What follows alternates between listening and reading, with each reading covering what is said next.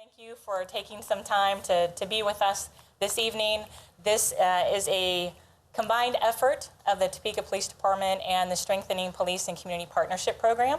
So I want to talk my name is Colleen Stewart. I'm a captain with the police department and the new program manager for SPCP. I want to talk just a little bit about the format of the program tonight and why we're here. So the quarterly meetings that the police department typically has, the first quarter, in 2020 was in person. We were in each of the 4 quadrants of the city. COVID occurred. The second quarterly meeting was done online via YouTube. So this is the 3rd quarterly meeting, and we've decided to change the format yet again a little bit to address some topics of concern that have come to us from the community. So we really want to provide some information to you so you can make well-informed decisions or formulate an opinion once you have that information. So we do have a series of topics tonight. Accreditation is one of them. Training of our police department is one of them. Defunding and demilitarization is one of our topics that we'll address tonight. And then we have members of our SPCP here tonight who will talk about the program, what it is, and where we're headed. So at this moment, I'll turn it over to Chief Cochran for a few words. Thank you. Again, welcome. It's exciting to see everybody here.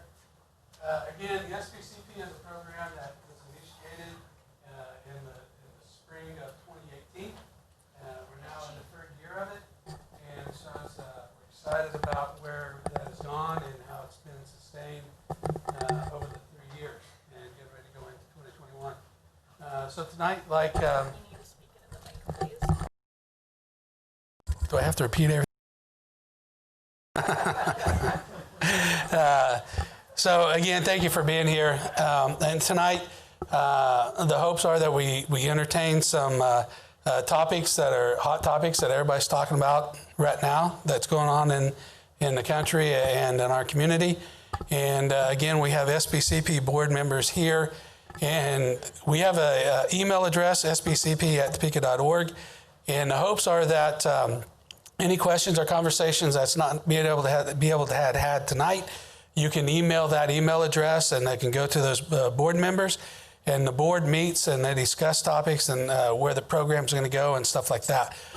So a lot of exciting things are actually going on with the SPCP. We're in the process of mission statements, a logo, and all those neat things. So again, very excited that everybody's here, and hopefully we can have some good open dialogue when that comes up, and that we can share information and try to provide you with information about the department and what's going on in our community.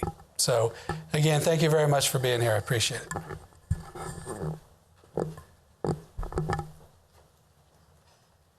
So just real quickly, I want to touch on the timeline of this meeting. There's been a lot of information out there that this is somehow tied to next week's special council meeting, and in actuality, that was purely by coincidence. The SPCP had been planning this meeting for quite some time, and it just so happened that it's 1 week prior to the special council meeting. So the topics that we're going to present information on are nothing that is going to be addressed in the council meeting. This is just topics of concern that have been sent to us that the council and the police department wanted to address and provide information on. So just so you know how this will work as far as questions are concerned, as the presenters are up here with their topic, if they want to accept questions at the end of their presentation, we can be flexible with that, or we can have questions at the very end of the presentation, because we will have some that come through on social media, and we want to make sure to address as many as possible. So with that, I will start with the first presentation on accreditation of the agency through CALIA, and that is by Lieutenant Manuel Munoz.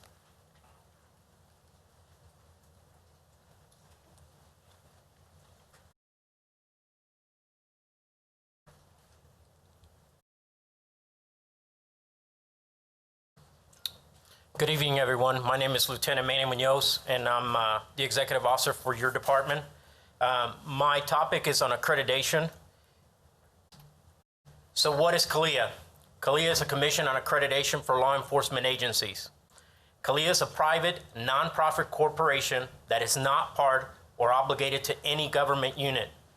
It consists of 21 commissioners, is best practices of law enforcement, and it's the only internationally recognized public safety accrediting body.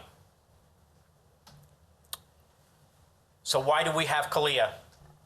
CALEA is a comprehensive, well thought out written directives. It reports and analyzes to make informed management decisions. It has preparedness programs in place. It improves relationships with the community. It strengthens the agency's accountability. It limits the liability and risk exposure and assists the agencies in the pursuit of excellence. And I don't have that up here. This is just some notes that I took down that I wanted to make sure that I had for you guys. The accreditation process, when we go through it, the assessors come into the department every 4 years to do the accreditation. And then right now what we started is the accreditation of our training department, and Lieutenant Robbie Simmons will cover a little bit more on that. They come in every 2 years. We would actually have 3 if dispatch was under our command, but dispatch is under the Sheriff's Department supervision. When CALEA comes in and does the accreditation, we have 100, as far as law enforcement, a part of the agency, we have 181 standards we have to meet. And there's separate bullets, areas that we have to meet. So that's quite a bit of standards.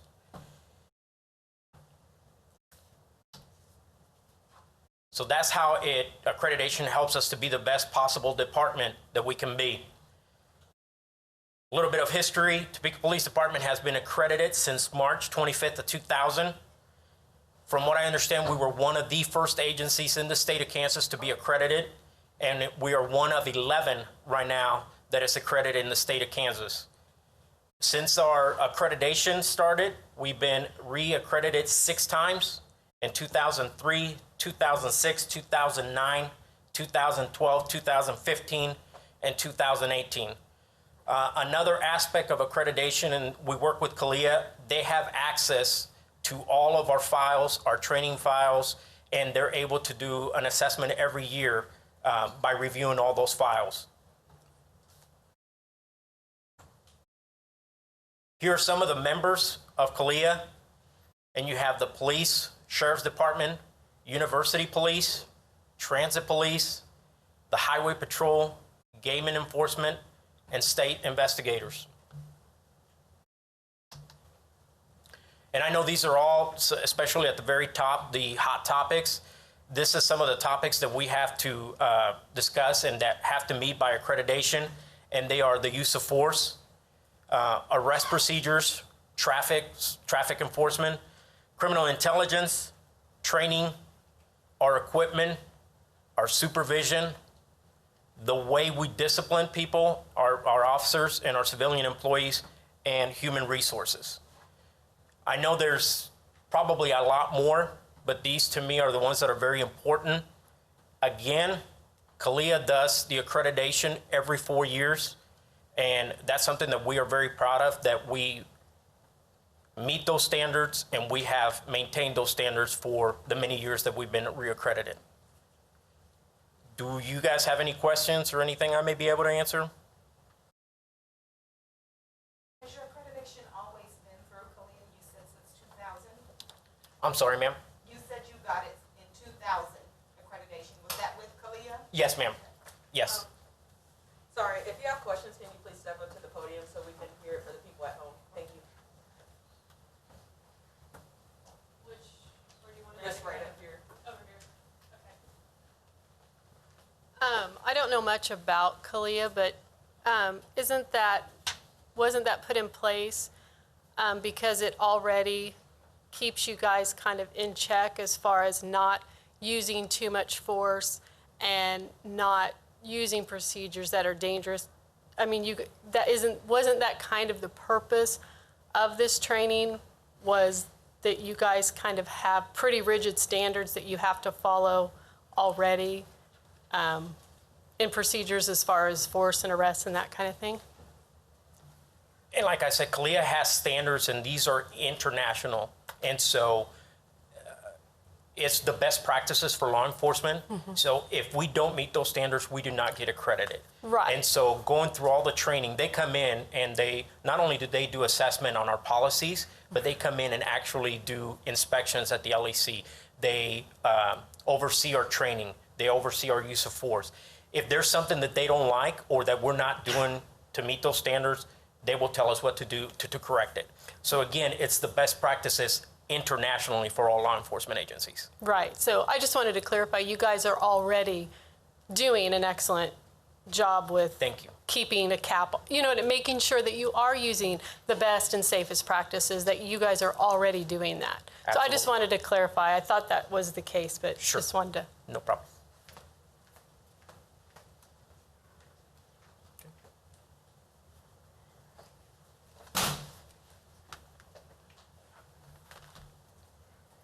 Our next presenter is Mr. John Nave. He will be presenting on defunding and demilitarization. Just a little bit about Mr. Nave. He currently works with the Kansas AFL-CIO as the Executive Vice President.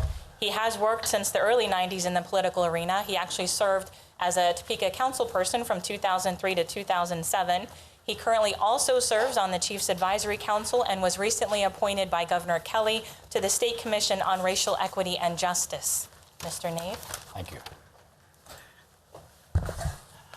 Good evening. Usually we hear a good response, but that's okay. When the chief asked me and his leadership asked me to do this, I thought it would be a good chance to come to the community, let the community know something about the programs that are going on, what's working, what's not. Also, from the state government, what its initiatives are in dealing with our current issues around the state and in our community. And the topic was defunding the police. And I got, as many of you watched what happened across the country and in some of our top largest cities, talking about defunding the police. And my thing is, and they can divert funds from the police department and into the community for social funds. But what makes Kansas unique, it's cities, its demographics is not the same. And it's not as bad as you see in some of these cities. Now, of course, we have our issues here, but what we do have, I'm talking about Topeka, Kansas. We can't talk about what happens in Wichita. We can't talk about what happens in Lawrence. We have to focus on our city, okay? So when I hear that defunding police, that's a strong word. Let's take the funding away, and people are going, oh, they're losing their minds. Okay, no, and we shouldn't do that. Now, the word reallocate's a better word you can do, reallocate your resources. And cities and counties have to collaborate together and do that. But I say no, because what's working here, let's look at what's working here in the city of Topeka. What programs that they've had, what programs that have evolved, and what's working, what's not working, okay? And so I asked for some information, and I kind of knew some already of what the programs that they have here over the years that I've been in the community and as a public servant as well. And we don't want to do that.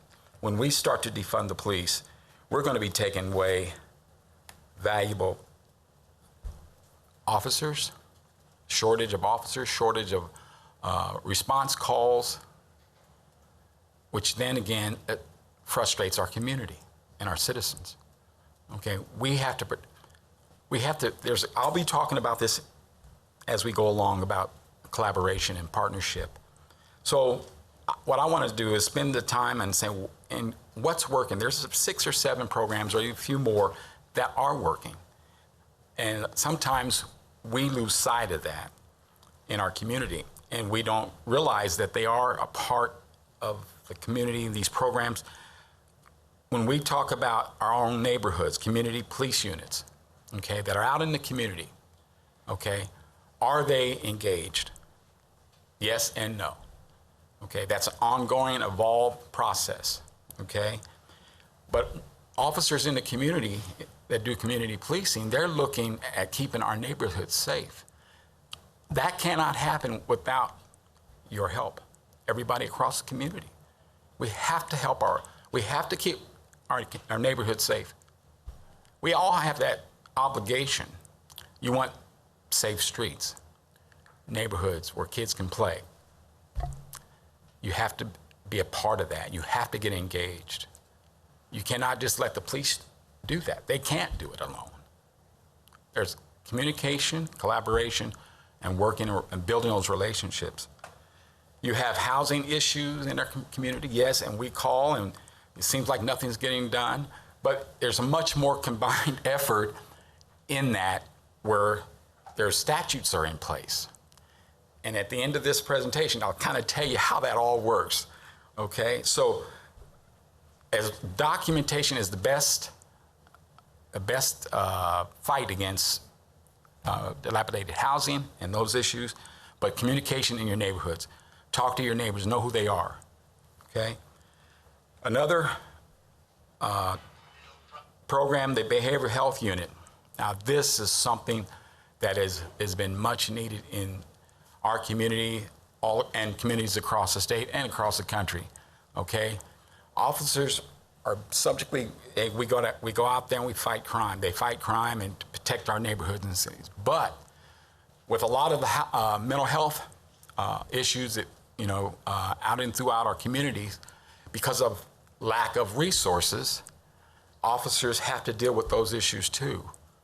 So that's another weight on their plate that they have to deal with. Now, the fact that we do have that program, those officers can help evaluate and assist, and then they change the dynamic, how they're dressed, how they look, how they respond. They have a partner with them from Vallejo, a response team. So those are the things that are working in our community. We need more, but it takes more money. And people, you have more money, tax increases, or what are you willing to give up? Okay? Again, it takes a collaborative effort from our community to keep our neighborhoods safe. I'll talk about school resource officers, SROs. Great program, great program. It costs money, but with the partnership through 501, Hayden High School, they've been able to have those officers in our schools.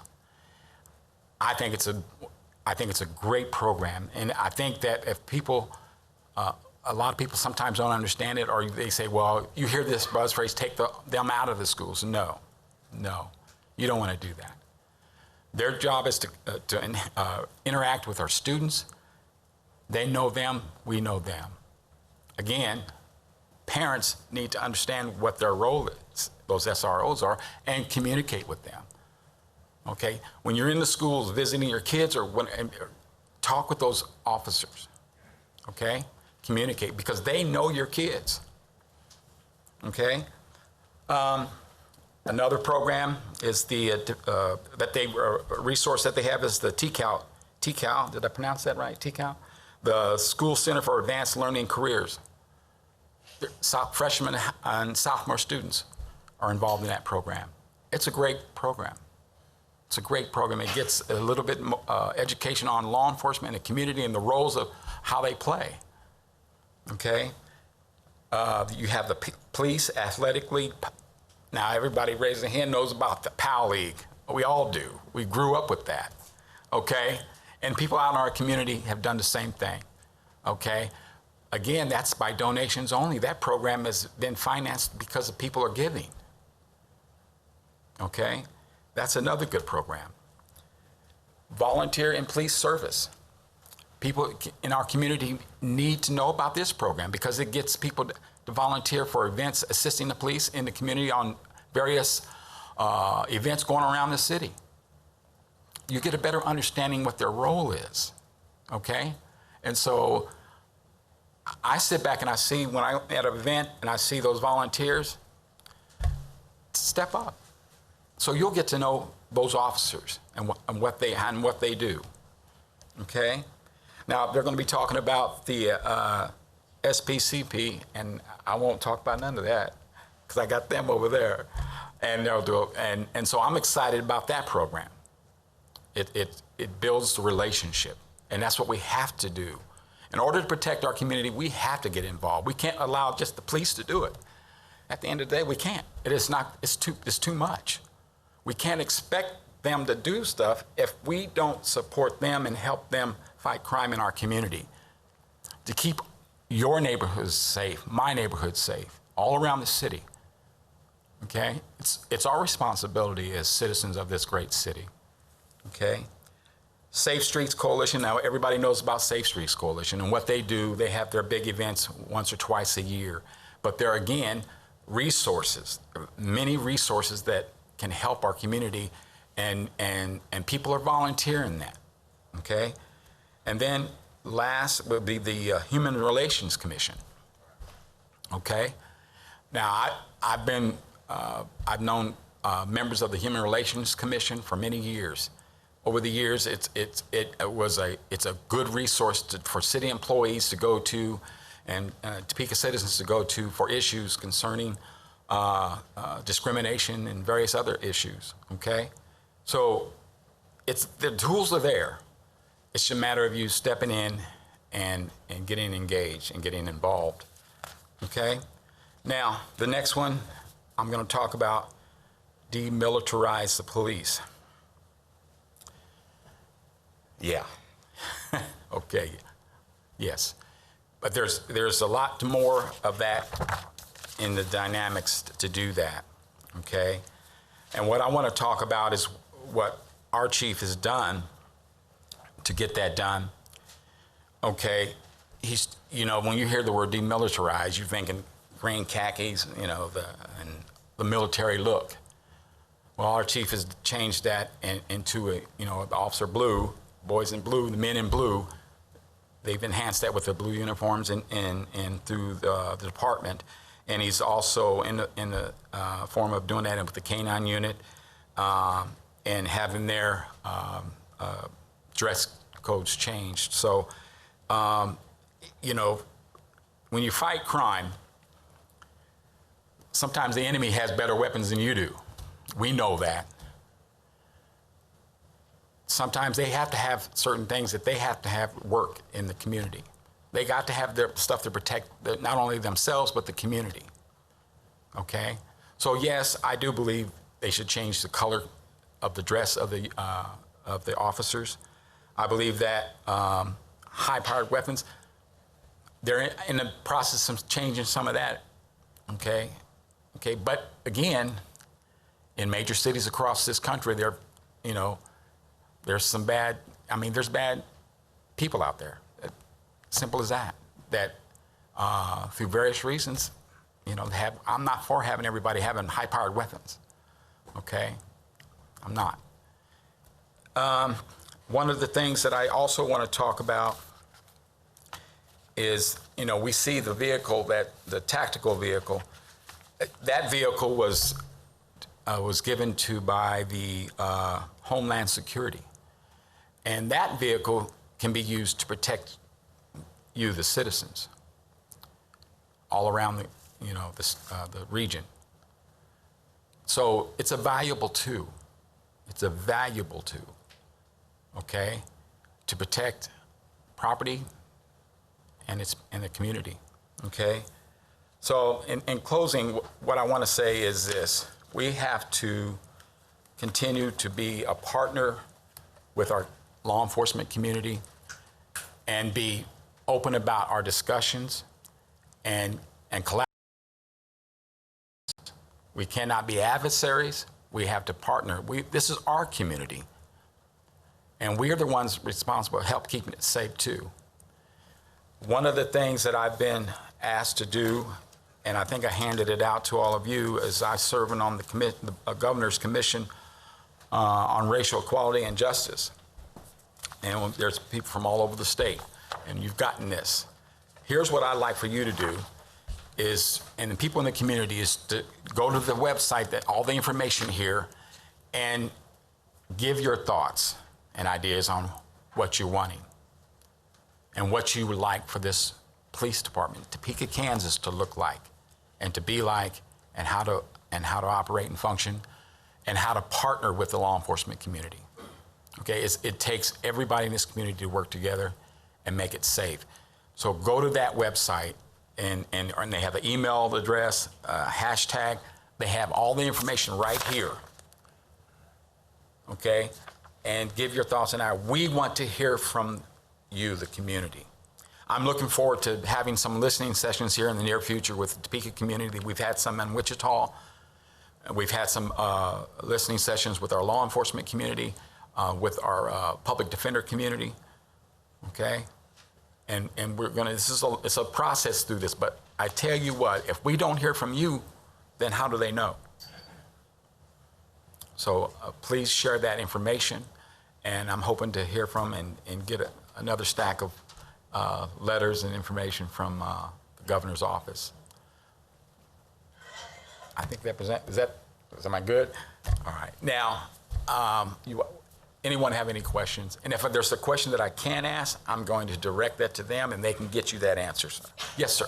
I got my hand right back. I know there are several people that want to speak on this issue, so I'll make it fairly quick. Thank you. I have questions, but I also have very short statements.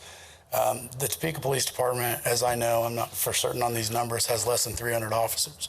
As the 2010 census shows, we have over 120,000 people in this city. So that brings a 400-to-1 ratio. I would not want to step out of my door with a badge on and a uniform and do what these men and women do with that ratio.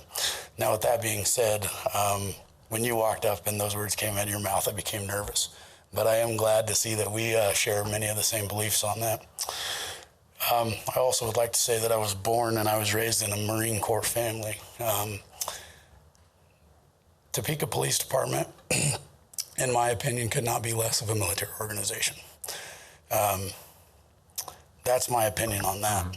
I do agree there are things that need to change, things that need to be less, and things that need to be heightened. Now, with that being said, you guys are going to get a lot of people's opinions. And so far, there are a lot of communities that do work.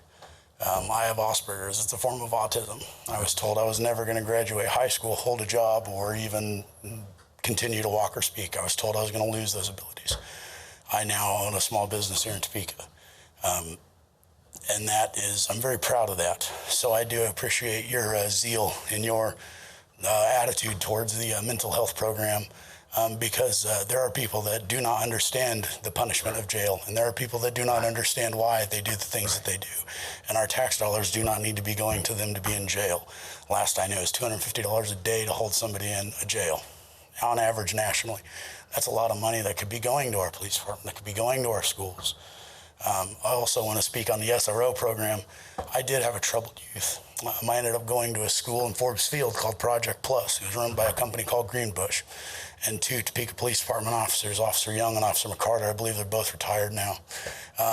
They put a fire inside of me to come to meetings like this and to speak my mind and to learn the local laws and to be a stand-up citizen and understand that part of your job as a citizen is to police the police. They cannot do their job alone, and they cannot do it without the help of the city council and the mayor and the governor and citizens like us. So wherever, on whatever side of the fence you are, whatever reason you're here today, thank you for being here for me and all of them. And I just wanted to stand up here and kind of spit those facts at you, because it's, when you look it up and when you look into it, it's mind-blowing. The amount of crime in this city is, I've lived here since 2006. It is appalling and it is disgusting.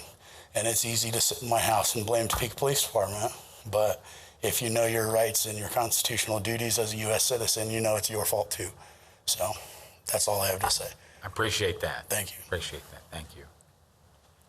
Yes, sir.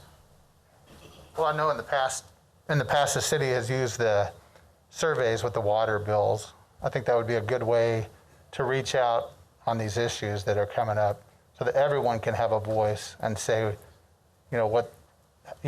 get involved in that and have something to say about it. So. Okay, thank you. Yes, ma'am.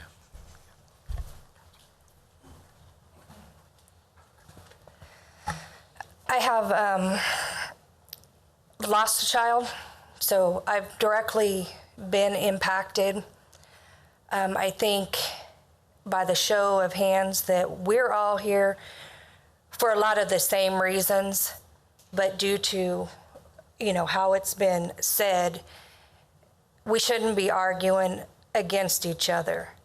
I am one of those that I've heard you even say, the police do all these things, yes, but they should not be the guidance counselors. We do not have a third shift mental health specialist. To me, that's concerning, meaning that these crimes and these murders, especially in the recent, have all happened during that time frame. But I feel that we have to respect each other as far as we're not going to agree on everything, and nor have some of the organizations that I've worked with ever said that we think that defunding or anything of that sort is an option, because it's not. But me as a parent and losing a child, my concern is that the next child doesn't lose their life. We have no resources. I mean, you have the SROs, but what happens to those populations that are in poverty? It's easier for us to tell them what they should do or how they should act or what resources to go to. But I'm gonna tell you what, for some of these kids out here, they're lost.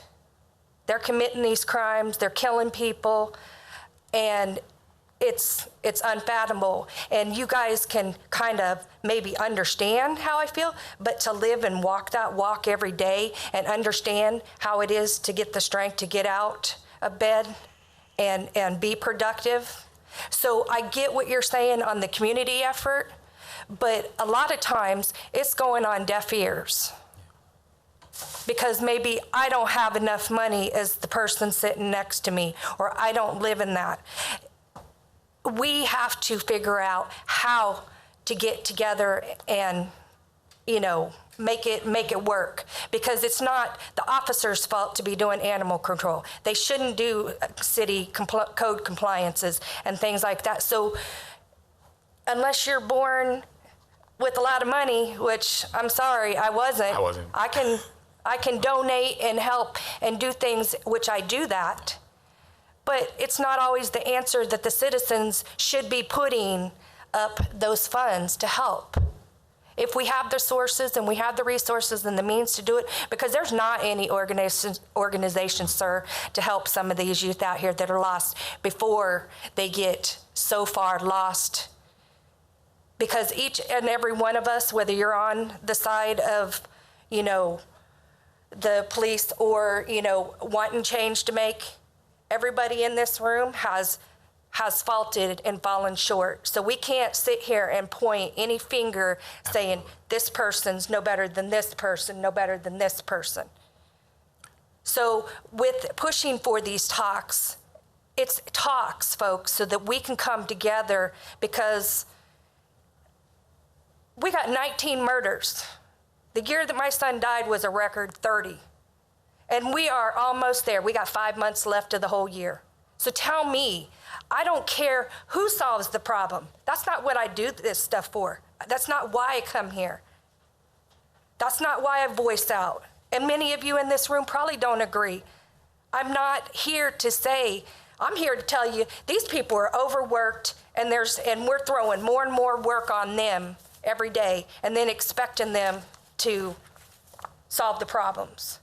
So my deal to everybody is, I agree with a lot of what you said, but how are we going to make it funding? Because a lot of times at some of these meetings I've gone to, this is the biggest turnout, and it's only because there's people on both sides of because I've been to plenty of those, met with Chief and them at plenty of these meetings, and this is the best turnout ever. Why do we have to wait till something happens in our nation? Because we're here to try to make sure that we don't get to be Chicago. I don't want to be Kansas City. I don't want to have to worry about walking out my door. But I'm also about making sure our resources are going to where they need to be. So if it's important to have that third shift mental health specialist on the Topeka Police Department to make sure that the peak crime periods, we have those resources to help that person rather than just incarcerating them. Thank you. Okay, I'm going to respond to you. I really appreciate every word you said. And first, sorry for your loss. One of the things that our community is, and this is effective around the state and why we're in the conditions in the state we are now, is because of funding for various programs that were taken away. And some of you elected officials know what I'm talking about, okay? Through the state. We remember Topeka, Kansas was the capital of the mental health, okay? And then some years went by, they left, funding left, political figures took it. I'm not gonna be ashamed to say that. We know who took it, okay? So, in order to get some of that back, the simple word, vote, okay? You vote. You register to vote to get those programs that are necessary to build a quality of life for all of your families across the city, county, and state. At the end of the day, okay? And that I work in that field. I push for working families. I represent unions all across the state, but I also represent working families, okay? Vote. That can change the dynamics of everything, putting people in place that represent you and everybody across the community. Okay? And I respect that. Yeah. But we as citizens, it shouldn't all fall on us. We can only advocate for voting and for helping that, but it's up to each and every one of us as a citizen here to do that.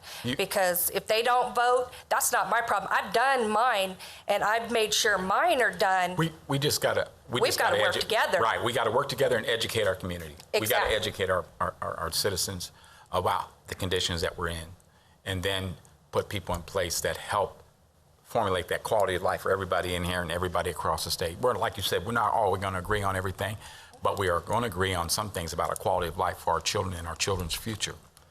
Okay? Yes, sir.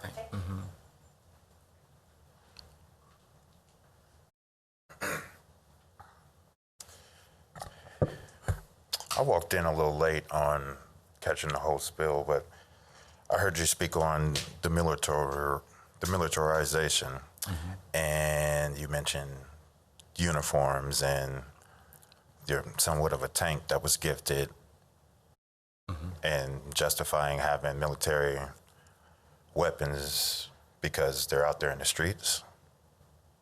That's a question. What streets? They're not out here in the Topeka streets.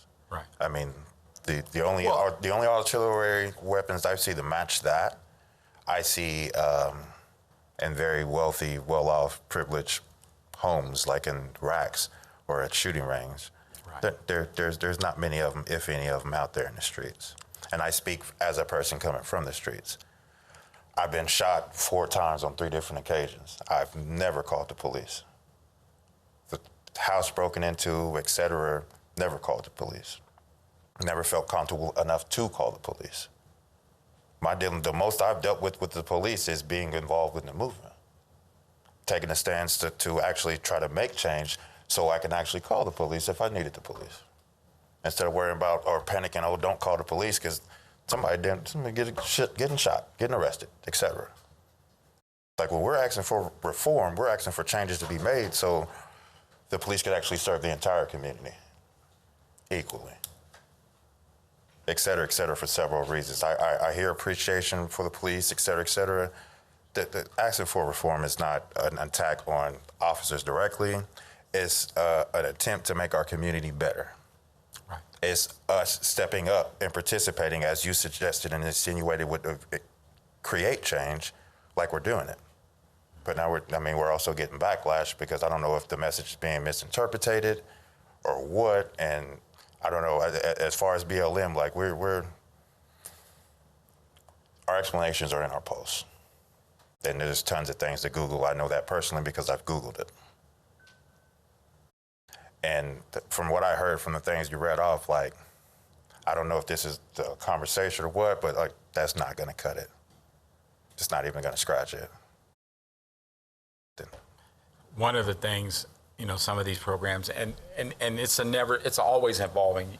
You're right. Some of the programs those are some work, they're working, but they change, they evolve. And then it talks about creating other programs and what's going around other cities of this size, or what other cities are doing.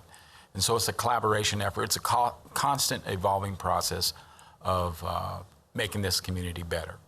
And I agree. And you need to be a part of the I'm not discussion. sure how familiar you are with the city or anyone. I've been born and raised here. And what works for Topeka is the community being put in a position to sustain itself. In no way is that saying get rid of the police department, et cetera, just in no way. But when the community can do for itself and take care of itself, that's when that's sustainable. 'Cause that's when they're doing it themselves. But when it comes to these, for lack of a better description, these savior programs, that only helps the community for as long as that grant or that funding is there. But if we actually create programs that actually helps the community get on its own feet and do for itself, that is self-sustainable. Support one another. Thank you. If I can make one more comment. Yes. Okay. You're getting close? Yeah. I just wanted to say that this kind of goes along with what this gentleman said. I think that Topeka Police Department and police departments around the world need to be more proactive than reactive. I think when police departments are reactive, things have already happened, people are already mad, it gets worse. I personally have had a lot of stuff stolen from me. So I think if we were more proactive and less reactive, it would be better for everybody. Thank you for that. And we appreciate all the comments that you've made as well. Just to keep to time, if you do have actual questions aside from statements, and if we have time at the end, we can come back and you'd be able to do those statements. Mr. Nave, thank you very much. Our next presentation is by our Training Academy Director, Lieutenant Robbie Simmons, and he will talk about the training that is presented to the department and how that has evolved over the past several years.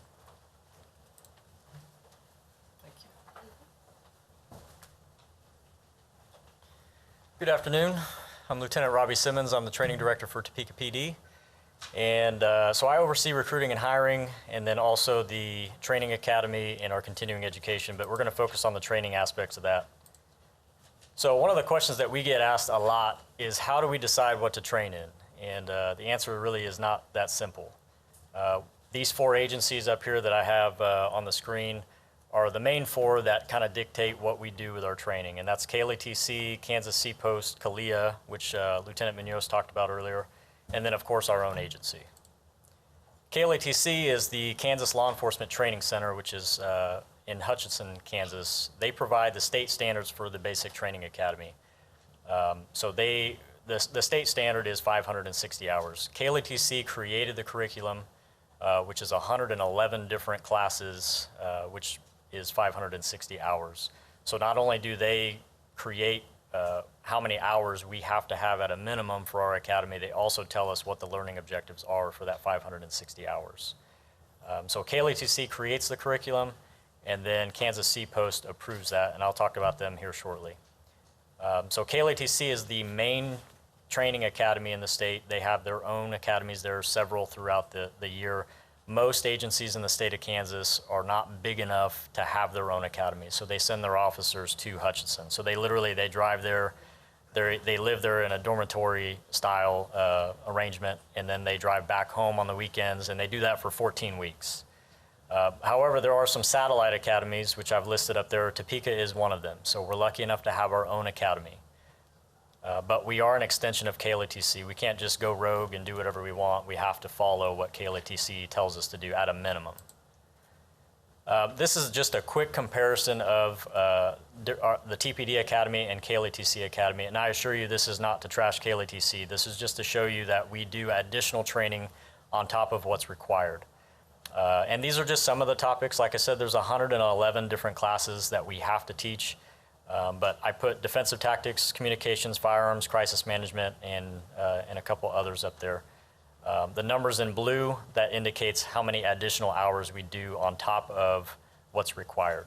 So overall, we do 960 hours in the academy, which is 400 additional hours of training. So it's a total of 24 weeks instead of just the 14 weeks.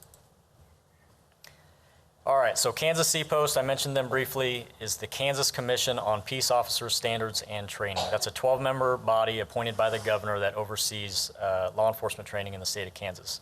It's also the certifying agency. So any law enforcement officer that is hired, so let's say TPD hires somebody new, we send the documentation to Kansas Seapost and they are given a provisional certification, which means basically we have a year to send them through the basic academy, get them certified, and then they become permanent certified.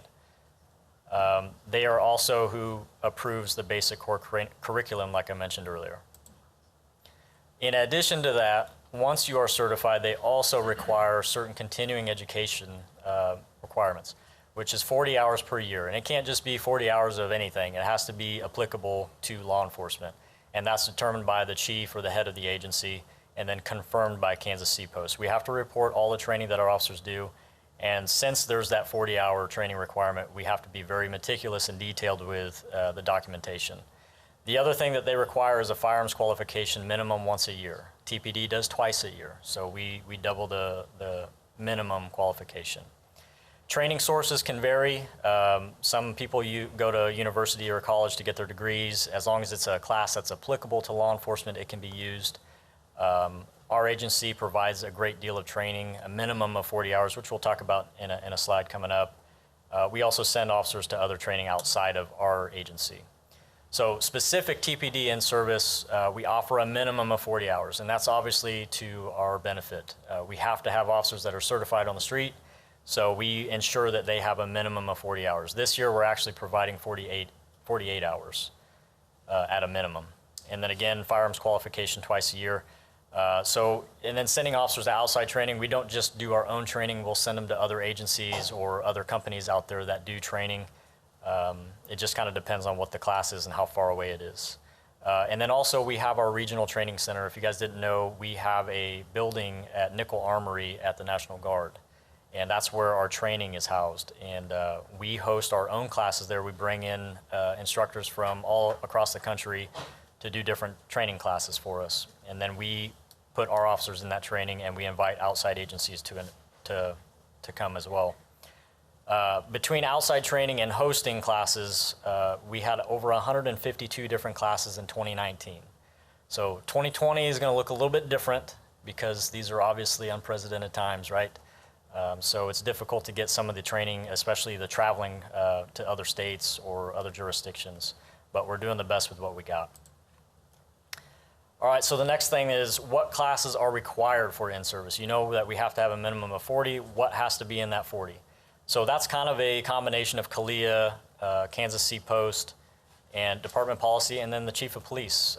When the chief comes up with topics that he wants our officers to be trained in, he tells me that, and we get it done. Bias-based policing is something that's required annually. That's actually a Kansas statute that we are required to have that annually. We have to have specific language in our policy based on that statute.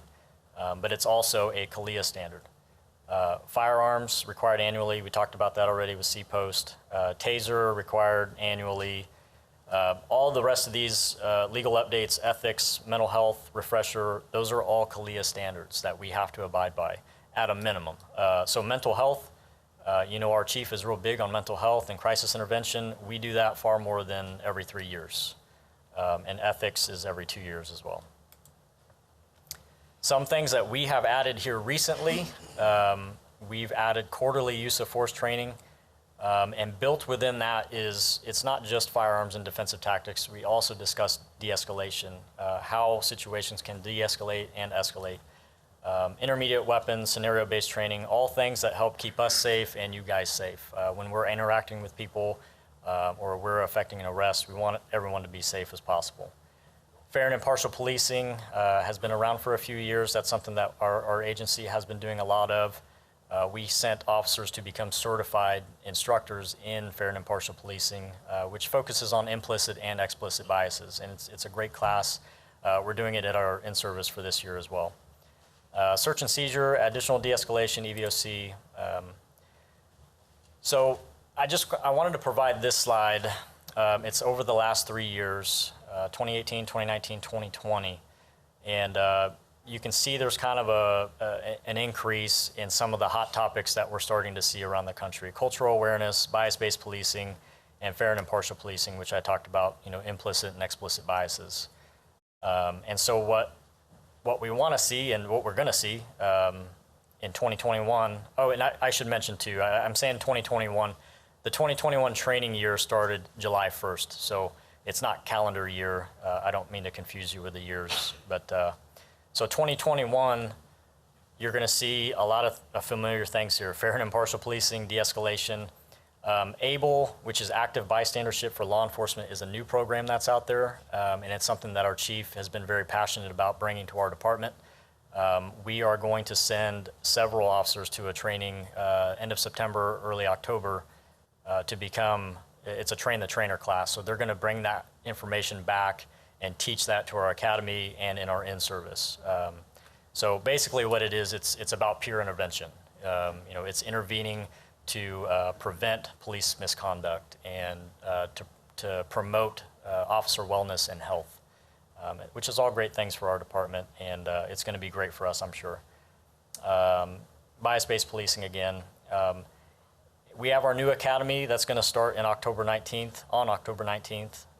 That schedule is still under construction, but I can guarantee you, the common theme in most of my slides has been fair and impartial policing, de-escalation, communication, ethics. Those types of things are going to be hit even harder than normal.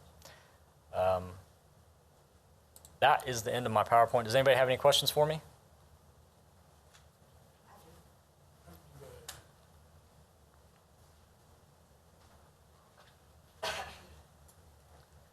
I'd like to ask some questions specifically about the de-escalation training. Okay. How many hours each year does each officer have de-escalation training? Well, in the academy, and actually I don't know that I put that in my slide. I don't know the exact number off the top of my head in the academy, but it's a minimum of, I think 7 hours is the first day, and then we do another 4 hours later on. So about, I think it's 11 hours in the academy.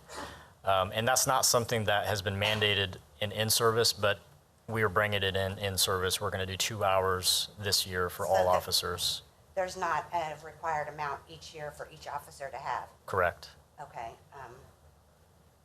Well, that kind of answers that. When they do have to have some de-escalation training, and I've heard from Chief Cochran several times that it's 8 hours a year, each officer. He said that at the city council meeting a few times. And then it's broken down into like 15 minutes during this training, 15 minutes during that training. I know what you're saying. Yeah. So de-escalation, I'm talking like specifically the presentation is de-escalation. De-escalation is built into a lot of different facets of law enforcement.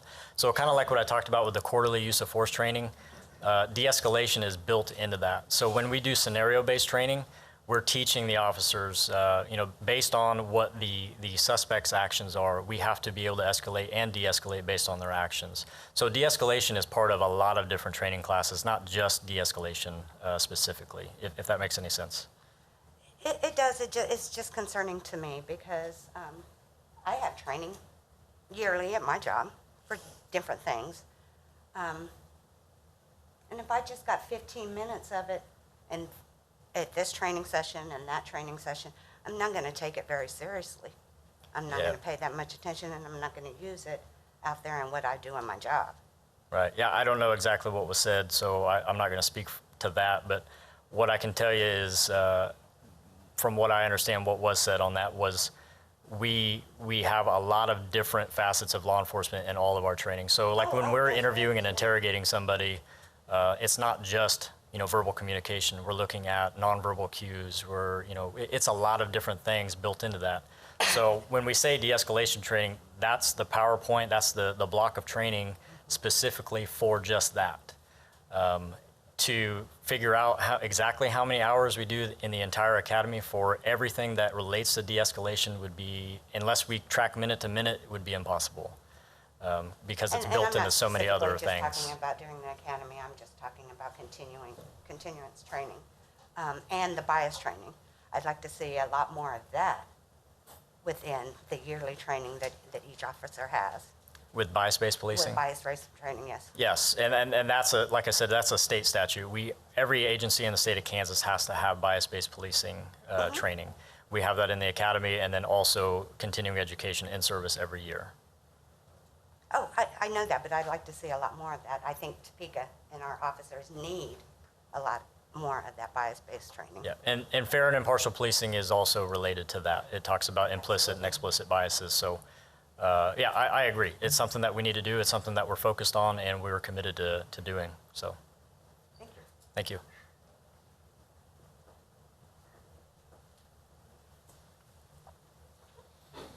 If you could just go into a little more detail, your firearms, taser, and then your use of force, hand-to-hand de-escalation and that kind of stuff. If you could just go into a little bit more detail for everybody, because I might have more knowledge than a lot of other people. I am a qualified shooter and all that kind of stuff.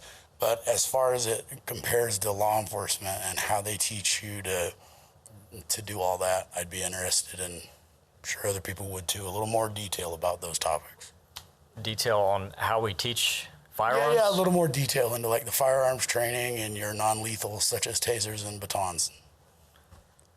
Well, we do refresher training for all of our intermediate weapons. So, yeah, we do baton training. Our taser training is like I said, it's a refresher because we're trained in the academy how to use the taser. Yep. So it's about how to, we demonstrate how to use the taser properly, how to exchange cartridges out, and all those types of things, how to safely operate it. It's also a policy review for use of force in general. OC, the pepper spray is another, it's a practical application. It's an inert spray, but we practice spraying it, when to use it.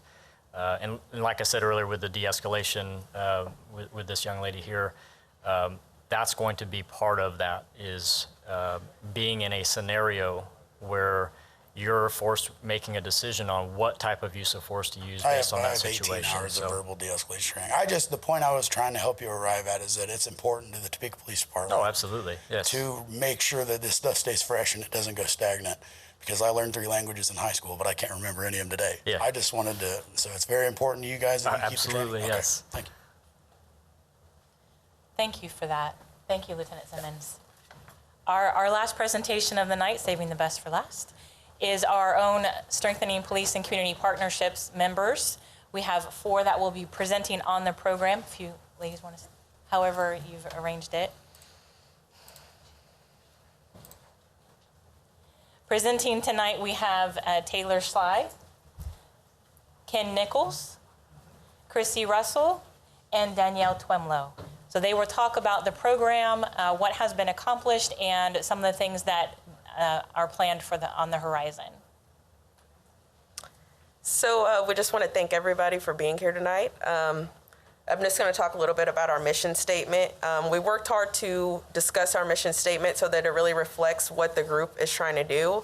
They're going to talk a little bit more about how this group came about to be, but our mission is to foster a trusting partnership between law enforcement and the community by facilitating positive engagements with the intention of creating organizational change and process improvements, reflecting a commitment to diversity, equity, and inclusion. So they're going to talk a little bit more about some of the things that have came a part of some changes that have been made in the police department as a part of the SPCP council and some of the suggestions that have been made. But really the main purpose of this group is just to facilitate those conversations, hear the concerns of the community, hear the concerns of TPD, and filling out what everybody thinks we can do better to make Topeka a better place for everyone. So now I'm going to pass it on. And they're going to talk a little bit about some of the things that we do. Great. My name is Chrissy Russell. I've been with SPCP since the creation in 2018. And I wrote some bullet points, and I'm kind of going to stick to them. I thought maybe I might just do my own thing be mindful of time here, so apologize for looking down at my paper. But so we're just going to give you some information about how SPCP came about and what we've done so far. So SPCP, it's a Department of Justice program that's designed to improve public safety and relationships with local law enforcement through problem solving and police community partnerships. SPCP is not led by the police department. It is led by the community that sits on the council. In June 2018, a large community meeting was held at Washburn University. Over 100 citizens and community leaders attended that meeting to discuss the challenges that they saw in our community with law enforcement. At the meeting, we broke out into smaller groups to discuss more in depth the challenges that we saw individually. We identified those issues that were most important to us and what we wanted to work on within the community and law enforcement. The larger group then got back together. We wrote all of the issues that we had identified from our smaller groups on the board. So we had all of these, it was a whole wall and it wrapped around of all the issues. Then everybody voted on those issues to determine what was most important to them and what they wanted the council to work on going forward. So at the very end of the meeting, the larger group then identified community members among them that attended the meeting to continue working on those key issues that were identified. From those identified, the SBC Council was then created. We met monthly in 2018 and then into 2019.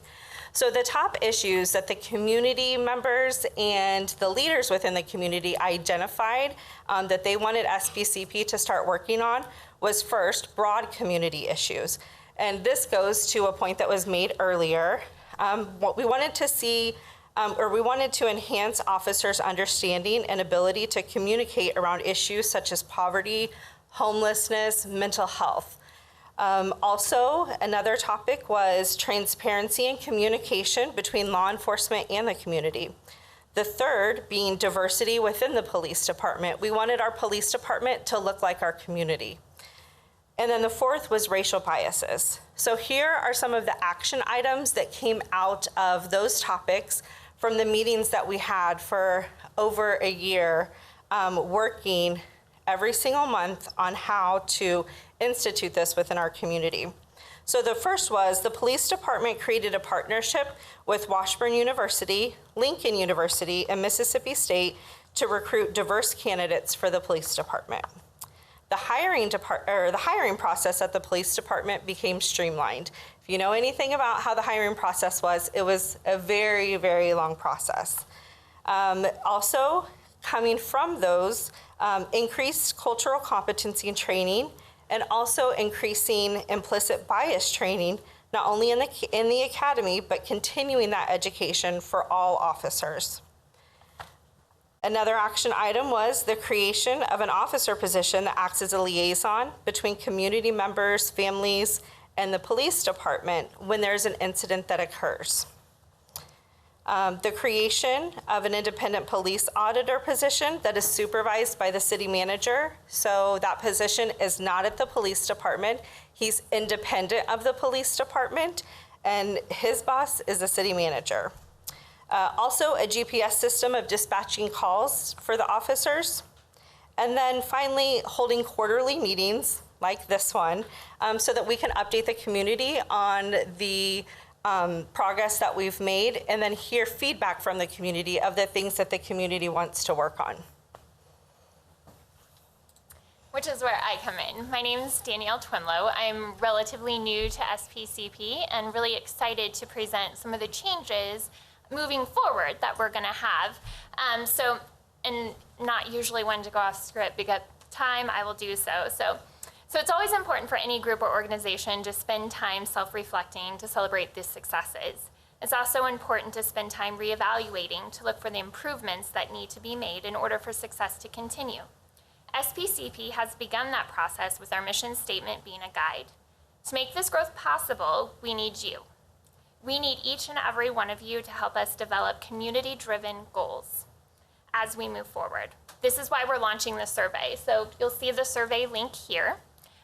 There's a QR code available, which makes it really easy to access. You just put the phone up on your camera and you hold it up to that QR code and it will direct you just straight to the link that has the survey.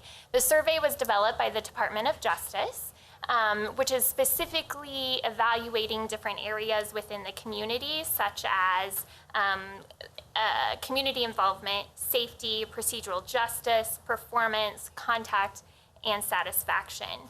So we know that people can't flourish when they're stuck in a system that isn't working for them, right? And we can talk all day long about how policies are working really, really well, but until we hear from you, the people who are living in those communities and are being affected by the policies that are in place, we don't know how they're working, right? We don't know what changes we need to make. And that's why we're coming together to work through this.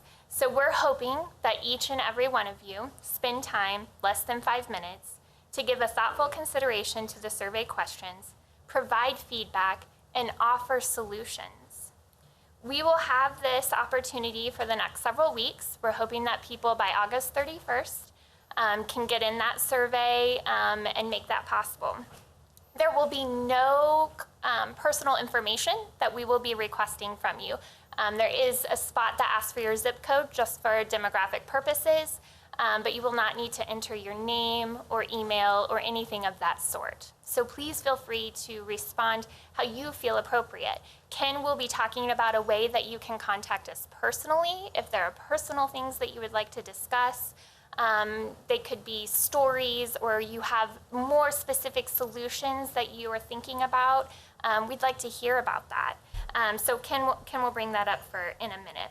So we know that not everyone has access to the internet either. So there will be paper copies available starting as soon as possible in the Topeka Police Department lobby, but we're hoping that other organizations will decide to print off and have them available at their businesses. And definitely, email us and we can work something out too if you need a paper copy. We want to make sure it's accessible to everyone, so please feel free to share that wherever you may be. So the QR code and the link will be available on Facebook as well, so that can be printed off and used. So we, as a community, must come together to heal and grow and feel excited about all these things that we have going on and moving forward. So hopefully we can all take that first step and be that voice that we need to hear about what's working for you and what maybe isn't working for you and how we can move forward. How you doing? My name is Kenneth Nichols. I love this situation right here because this is our community. Topeka is our home. We used to be considered one of the safest capitals in the United States. And we want to get back to that. But like everybody's been talking about, we have to do that together. There's no separation, there's no divisions, there's nothing. We have to fix the problem internally and then work our way out. So we have the email address up here that y'all can email us. Tell us problems, we can help out. There's a lot of us that's been out in the communities. CJ's been out there with us from the beginning. I've been here from the beginning. I was one of the ones that was voted in to be one of the leading people here. I do take this seriously because we do need to change, but we do need to do it in a process, but we have to be heard. Unlike other programs, we're not picking and choosing things. You say something, it's being corrected. A lot of you guys, if y'all watched on the news, TPD was out there in the public by Target. We brought up the thing about showing force around somebody doing protests. What did they do? They went inside the crowd and started talking to them and de-escalating that. That took them out of their comfort zones. That was something that we brought to the table when we were at this meeting at Washburn back in 2008. Also, the mental health part of it. They go past what they're supposed to. They require 1 hour. We're talking about doing more. That was another thing that was brought up in the meeting too. They surpassed that. They're slowly fixing things. We just have to bring it to the table. We have to step up and we have to show them like, hey, this is a problem, but also at the same time, we have to have a solution that we think would work. It's not like any other chief where it's not an open door policy or you can't go talk to an officer. They're actually listening to what we're saying and they're actually trying to make change. Understand that change doesn't happen overnight. It takes time. It takes time to get to that.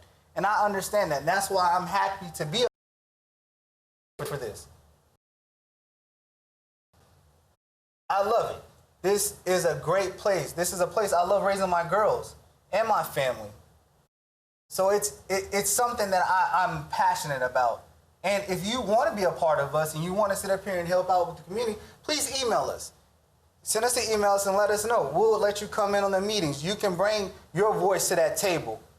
There's no one side. Everybody sit down and we learn from each other. It may not be something that TPD has to do. It may be something that the city council might need to help out with, or we might have to go to Vallejo, or we might have to go out to outside organizations. But let's make this fight and let's show the world that we can, as a city of Topeka, get past what we've been doing. We can start and keep the history going. Topeka has been one of the leading forces in the United States. If you look at Brown was the Board of Education. We started it. And then what happened? It kept going. We're number 2 right now in introducing this program through the DOJ. So let's go ahead and make this powerful so when other people come, they can come see our city and they can know that this does work. Let's make a blueprint and a plan to help out, but also let's make our community better. Is there any questions y'all have for us? Yes, ma'am? Yes, ma'am, please. Well, I have a question because it seems like to me from what I see on Facebook that you guys' organization is very one-sided. And you guys are like, we make demands on the police department to change what we think need to be changed. That's from you guys' Facebook pages. That's not from that's just what I've read. I didn't even know you guys existed until I saw the article in the newspaper. And then I went on several of your members' personal Facebook pages just to see what kind of people were a part of this. And what I saw was police bashing. What I saw was calling people that are forming a rally to say thank you to our police department because we think they're great. I have dealt with them many times. I have a troubled son who's been arrested and potentially going to prison. I mean, and these people have been absolutely phenomenal to deal with every single time. They have been nothing but respectful and kind and courteous, even when they're coming for my son who gets himself into trouble. He does not follow the law. He does not do what he's supposed to do. And they have been amazing. And he has been called, this man has been called names and hateful. And just because, there's people out there that want to tell our police department, hey, we think you guys are doing awesome. And I would never, what they have to deal with, couldn't even imagine having to deal with the crap they have to deal with every single day. And so, it's just really concerning. I mean, I would love for this to be a true thing and this to be a true statement. And you guys really are coming out and trying to make this partnership and trying to encourage our police and work together with them. But, it's just a little bit discouraging and it looks a little deceptive because all I see is a lot of, police bashing and a lot of saying everything they're doing wrong and saying how, I don't know. So, and it looks like there's a lot of hatred. And so I just hope that you're for real when you say that. Can I say something? Wow, I was going to. So,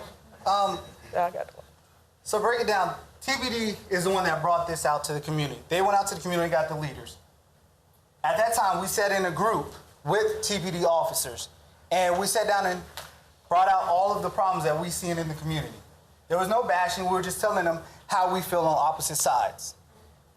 That's how we did everything. So this was a partnership between the two and DOJ to do that. We can't speak for everybody else in the community. We're not them. We speak for the people that voted us in, and we bring those problems to the table. We have no affiliation with them. We don't have anything to do. We're just sitting here, and we're bringing it to it and trying to make something work for it. It doesn't matter what it is. We're just trying to solve that problem and get to the solution in the problem. So when you see other people doing that, that's not us. I can't speak for everybody else. I can speak for myself. I love interacting with them. I'm super happy that they made an auditor to be able to go between the two branches and not be affiliated by them. That was something that we brought up. I'm happy about that. I'm happy to see that TPD is listening to us and helping us through this process and are making changes that we're bringing. Because what they said to us was, hey, there's this problem, but nobody was bringing it to their attention. Now we're not scared to step up here and tell TPD what's going on, and we're bringing it to their attention. Yeah. Oh. So well, we have just some other comments that we'd like to just respond with. I was just going to say, I mean, the name is Strengthening Police and Community Partnerships. At every meeting that we've been to, Chief Cochran has been there, or Captain Stewart. Members of TPD have been at the table with us, so it's not that the group just sits around and talks about TPD. TPD is an active part of this. They want to work with us to do this. And I think it's important to remember that not everybody in our community has the same experience. There are people who have had negative interactions with police or have negative situations. So we want those people, their voice to be heard too. And I feel like Chief Cochran and TPD, instead of turning away and saying we don't have issues, they've embraced those and been willing to hear it out and work to be a better department so that we can have a better community. And I would just say, I appreciate you getting up, because it's not always easy to get up and talk to people and voice your opinion, but thank you for doing that, because something that's really important among us on SPCP is that we really understand what the public perspective is, because we know that that's what we need to work for, right? That's the changes that we need to embrace and that we need to grow. So another great thing about SPCP is that we don't agree.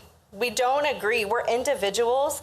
Like Taylor said, we have different life experiences, and so the great thing is that we don't agree on everything, but we come to the table to work together because it's a partnership. I work in a partnership with a police officer every single day through my professional role, and we don't agree a lot of days of the week.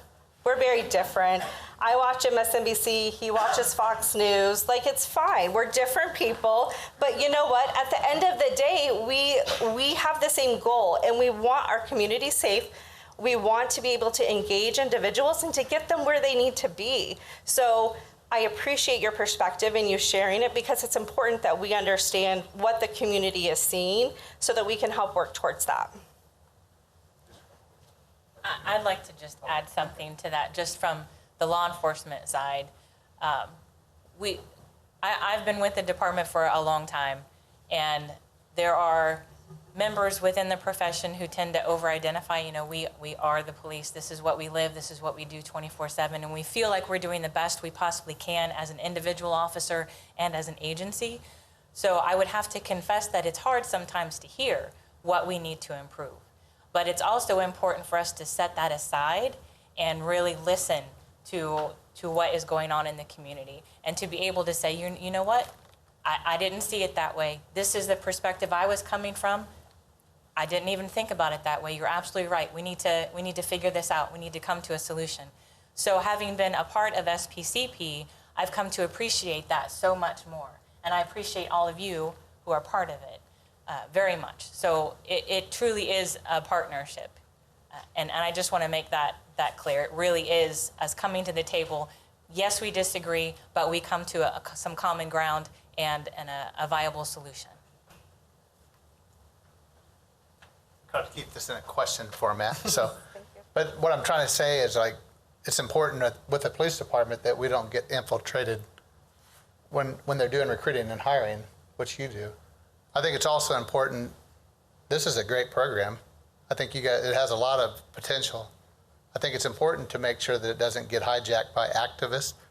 What do you do for a screening process if I wanted to do this, or if someone else wanted to do this? Is there a process that they go through to get screened to make sure that they're not going to come in and give it a bad name? Because I think it has a lot of potential. No, and I think Chief Cochran is going to speak to that, but we are in that process. The whole idea of the SPCP was to create the community. The whole concept of the SPCP was to bring the community together, not to divide the community. And so what's important is that we have individuals that have different opinions and have different views and different ideas. The important thing is to give those opportunities to those individuals to be able to express those opinions, ideas, or whatever, no matter where you come from. And so, what I can tell you is I'm not worried about the SPCP being hijacked by anybody, okay? I view the SPCP as an opportunity. If you want to be involved in your community, This is an opportunity for you to be involved in your community with no judgments or anything like that. We need to hear from people who feel disenfranchised. We need to hear from people that support us. We need to hear from everybody. And so the whole idea behind the SPCP is, how do we make Topeka better? That's the sole purpose of it. How do we make it better? How do we make everybody who lives here feel like they're part of the city of Topeka and want to be part of the city of Topeka?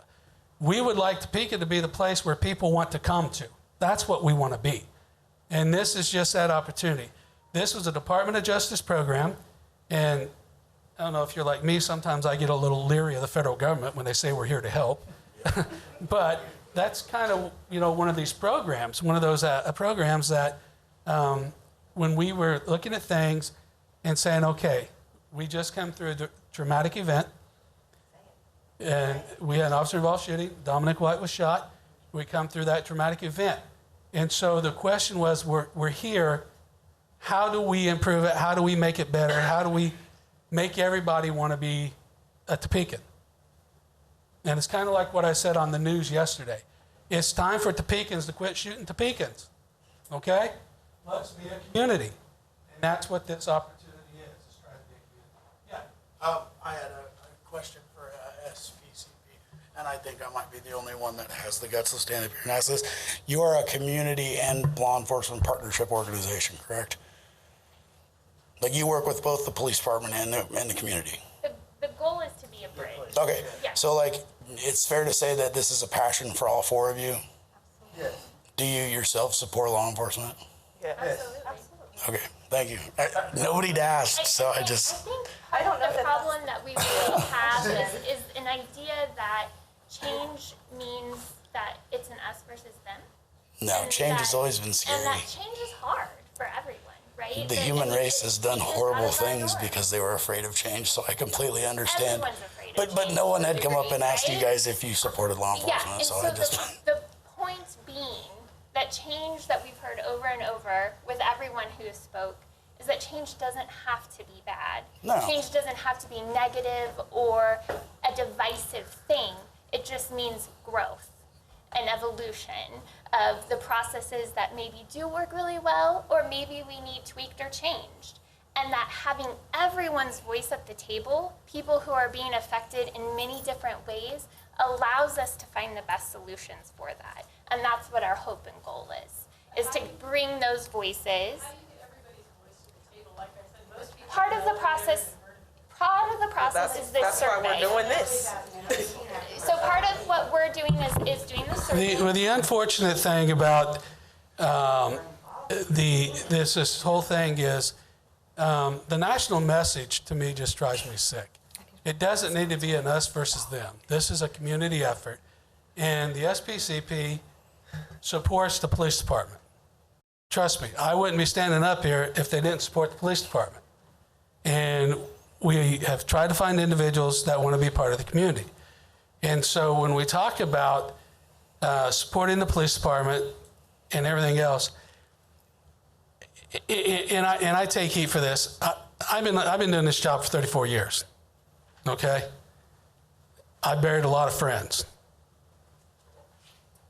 and so if we can make life better for people who live in the city of Topeka, then that's what I want to do. Okay, and so the national message that we see out there, division and hatred and all that other stuff, that's not what we want in the city of Topeka. We want the people in the city of Topeka to embrace Topeka, and we want people to want to come here to Topeka. And, I bleed blue, okay? That's all I've done my entire life. 34 years. Not a lot of people can say that. I also served in the military. I've done a lot of things. I've done a lot of things that other people haven't done and won't do and won't get to do and won't see and won't want to do, okay? I've been there, done that. And trust me, I wouldn't be up here. I wouldn't have brought this to the city of Topeka 3 years ago if I didn't think it was going to be something that supports the police department, improves the police department, and improves the city of Topeka. It just wouldn't happen. This was not forced on the Topeka Police Department. I forced it on the community. okay? So we kind of need to understand that this is a group effort, and it's an opportunity to be part of the change and improvement and improve the quality of life for everybody that lives in the city of Topeka.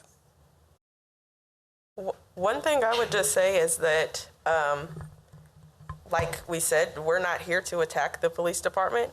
And one thing I think that's important to remember is that whether you think you're doing a perfect job or not, there's always room to improve, and that's just what we're here to do. You know, we're not here to say they're doing a terrible job. I like we all said, we all are very supportive of law enforcement. We all get to work with TPD, you know, through this and other aspects. So it's not that we want to get rid of TPD. We just want it to be the best TPD as possible. So if you have any concerns or feedback, we would just encourage you to fill out the survey, because like we said, we do want to hear concerns. We do want to hear positive feedback. We just want to hear what the community is thinking about our department. I just want to say something. Yes, I'm part of the SPCP. One thing that I think people need to be careful about is, like Chief Cochran, I've been in Topeka a long time. I've never seen a chief of police who has done the type of things he's done. Caught heat for a whole lot of things. I mean, he straight up said the police dropped the ball with their son, Dominique White. And changes that are being put in place, like Ed Collazo being our independent police auditor. A lot of people seem that they have some issues with that. But this man's credibility and everything else like that, for him to even be willing to do that type of stuff, he gets information so much quicker than he would be able to get if he was anybody else and wasn't affiliated with the SPCP. And what I don't want to happen is so many people get to thinking that Topeka is Ferguson or Topeka is Chicago, and they get the chief frustrated, and he's like, you know what, I'm done. We don't know who we're going to get in that position. Or if Ed Collazo was like, you know, I'm done being this IPA. We don't know who we would get in that position. So for years, have been working to get these things going. So, I mean, I'm just very appreciative of right now with them lending an ear to us at the table and everything like that, because you have to be at the table to get listened to. So when it comes down to it, people can scream from the sidelines. They could do all kind of that other type of stuff, but I want to applaud all you guys for being here, because we do not have to see eye to eye, because there's so many perspectives out there, but that's what makes this world such of a great place and everything. But I just wanted to say that. So thank you all for being here and having input.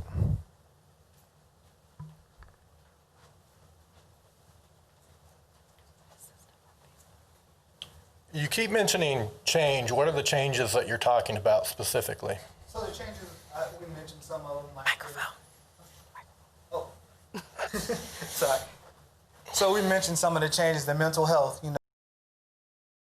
They're going inside instead of sitting outside on force.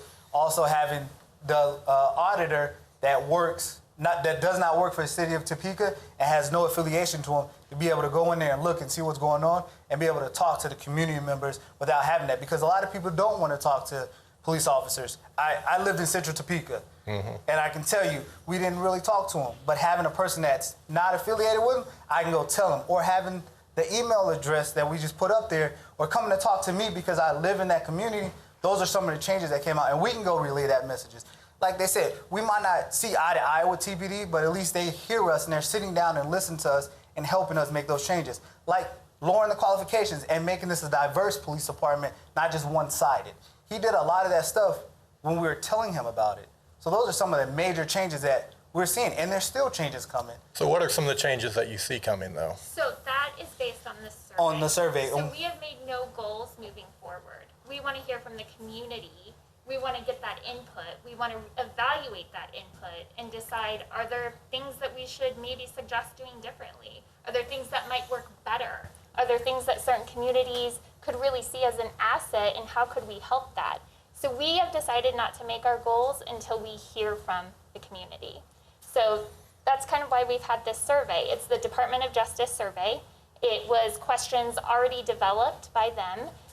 The only thing that we altered is, I believe we added a space for people to add comments and their zip code, so we knew where they were living. Okay. So all of the questions can be found online just from the Department of Justice as well. So our goal when moving forward was to make sure that we had the voices of the community before seeing what needs to maybe be suggested. Are any of you personally in favor of ending qualified immunity? I don't think that's relevant. I think it is relevant. It's not. If those Are you in favor of it? To the table, it's not relevant. Like we said, everyone on the council has their own opinion about different things, and we brought things to the table that maybe they felt like, hey, we don't need to do that, or we do need to do that. It's not that we show up and just tell them all these things that need to be gone. It literally is a conversation where we talk about it and decide, yes, we're going to do that. No, we're not going to do that. But do you have our police officers back in that you want them to have legal protection when they do their job well? I think everyone who's part of the SPCP has done so because they want to improve the department in all aspects. Can I get a straight answer on whether they support protecting qualified immunity then? You know, politics, I don't feel like are necessarily completely a part of this issue. Well, they currently have it. Do you support continuing that? It's not relevant. It is relevant. You have these officers back. This partnership speaks on behalf of the community. Their individual opinions are not, they bring their sources, their ideas to the table. Well, I'd like to know what the partnership is made up of, though. Okay, folks, the SPCP does not get into that. What the SPCP does is look at how do we improve relationships with the community. It's got nothing to do with any of that other stuff. They're not going to advocate to get rid of qualified immunity. They're not going to advocate for this or whatever. What we talk about is improving the quality of life for the citizens of Topeka. That's what the SPCP is all about. And when SJ said, I said with the police department dropped the ball in the Dominic White case, what I was referring to is how we handled that case. That's what I was referring to. It was outsourced. We had nothing to say. We weren't involved. I had no idea what was going on in it. That's just because it was done by a previous chief. So when I say we dropped the ball in that, we dropped the ball because we couldn't even communicate with the public because we had no idea what was going on. And so what we are talking about here is how do we improve the quality of life for people who live in the city of Topeka? That's what this organization is. It's got nothing to do with alternative motives to get rid of this or get rid of that. It's how do we improve things? You may have great relationships with the police department and people that you know there. Other people do not. And so how do we make that work for everybody? That's what the SPCP does. Okay. From my perspective, I would like to see our police empowered to do their job, to fight crime, and I don't want to see them losing qualified immunity, because if they're not confident going on the street to protect Topeka, then our city is going to crap. But qualified immunity is given by the U.S. Supreme Court. And the U.S. Supreme Court's the only one that can take that away. But we have people in the city who are trying to take it away from our officers. Well, they are, but there's also people that are trying to keep it, just like yourself. And that's why I'm right here right now. And I appreciate that. And that's why we're continuing the conversation. So that's what it's all about. How do we talk? How do we communicate? And how do we work on things? Me, no, I don't want to see qualified immunity go away. I think it's an essential part of our job. But there are people that don't believe that don't feel that way. And that's fine. That's their position. That's their opinion. And so we still have to talk about it. Well, I would hope this board would support our police officers enough to support their qualified immunity when they do their job well. But I haven't heard that yet from anyone on your board. And that's easy. As we said, we don't. Everybody on the board is an individual, as they've already said. They all have their opinions. And I get that, you can Google stuff and you can Facebook and you can look at people. Everybody has their opinions. That's where we live. We live in a country where everybody can have their opinions. It's just like we have gotten to the point now with free speech. Everybody has free speech unless I don't like your speech, then it's not free. That's not right. Everybody has constitutional rights. And when you have a membership that's made up of 15, 20, 30 different people, you're going to have a very diverse opinions and thoughts. But I can tell you, I've not heard anything over the last 3 years advocating to get away with this or do away with that. I appreciate your response, Chief. I would share Lieutenant Gish's concern that you may have activists on this board, though, that are seeking to reduce the power of our police force in Topeka, which I would fear and oppose. And Thank you. you know, you may be absolutely right, but I think if you look at any organization or thing like that that's this diverse, you're going to have those opinions. You're going to have from one end of the spectrum to the other. And I appreciate your comments, and I totally agree with you. Qualified immunity is an essential part of our job. I think it's something that we have to have to do our job. It's a must. But there are people that don't feel that way. And because you don't feel that way doesn't mean you shouldn't have an opinion. I can tell you, the SPCP, if it didn't support the police department, it wouldn't be in existence at the Topeka Police Department. Because like I said, it wasn't forced on me. I forced it on the community.